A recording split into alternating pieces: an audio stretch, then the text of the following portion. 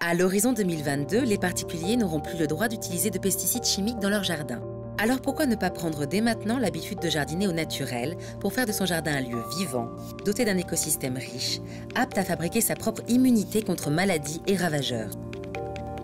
Avoir un jardin naturel ou riche en biodiversité, c'est d'abord chercher à multiplier les milieux différents.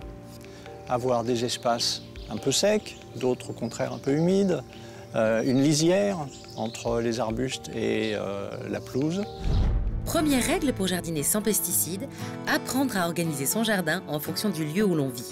On a des régions tempérées, des régions froides, on a des régions très sèches.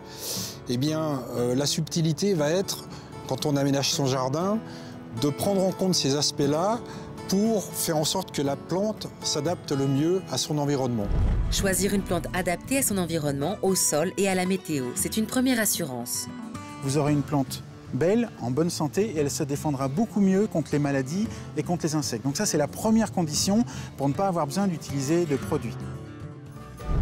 Deuxième recommandation, pour jardiner naturellement et éliminer tout pesticide chimique, c'est d'alterner ses plantations.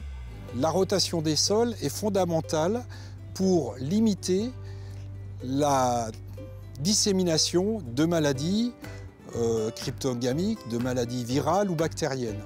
La rotation des sols aussi, l'assolement, a aussi un autre intérêt.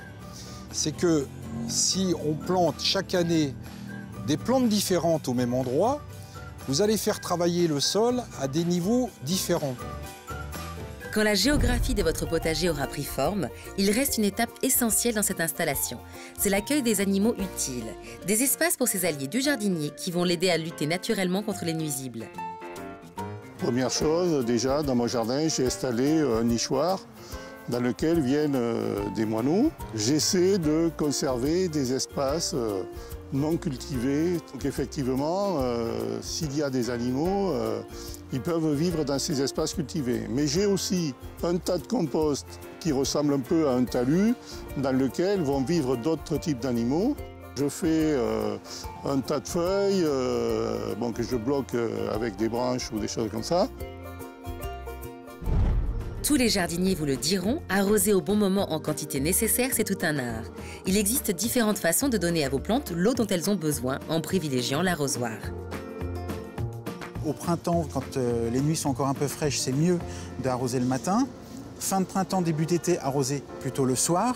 Les plantes vont profiter de l'humidité comme ça toute la nuit pour se réhydrater et boire correctement l'eau. On n'arrose jamais l'après-midi parce que tout va s'évaporer très vite et il n'y a aucun bénéfice pour la plante et on va gaspiller. Et puis c'est contrôler aussi les quantités d'eau que vous allez mettre. Différents systèmes d'arrosage existent, comme les tuyaux d'arrosage poreux ou goutte à goutte, qui reliés à un programmateur permettent de gérer l'eau précisément. Une autre technique permet d'être économe en eau, le paillage, qui évite l'évaporation de l'eau.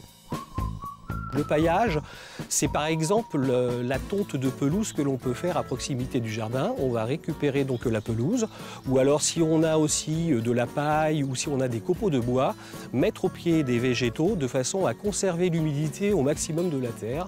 Et puis aussi éviter que la terre ne sèche de trop et fasse une croûte en surface, ce qui empêche l'eau donc de s'infiltrer par la suite. Le paillage va également aider le jardinier à réduire ses efforts pour désherber, en utilisant une méthode naturelle et sans danger pour les sols et l'environnement. Si on installe un paillage suffisamment épais sur le sol, on va empêcher la germination de nombreuses herbes. Enfin, beaucoup de plantes peuvent être arrachées simplement à la main ou à l'aide d'une binette. Après le travail, n'oubliez pas de nettoyer vos outils. Un geste simple qui peut, là encore, vous prémunir naturellement contre les maladies. Lorsque vous avez un sécateur, eh bien, si vous prenez soin de désinfecter les lames à l'alcool, vous allez tuer le virus ou la bactérie qui peuvent s'être déposés sur la lame. Le mildiou ou l'oïdium, mousse blanche qui se dépose sur les végétaux, sont les maladies les plus courantes qui peuvent atteindre vos plantes. Alors les déchets malades, alors c'est très simple, ne pas les faire patienter dans un coin du jardin, au moins les mettre dans un sac poubelle directement après leur ramassage. Les spores de ces champignons-là sont microscopiques et quand c'est la période de fructification de ces spores, les spores partent partout par millions. Jardiner nature, c'est aussi anticiper l'attaque des nuisibles avec des auxiliaires ou des méthodes simples et sans danger.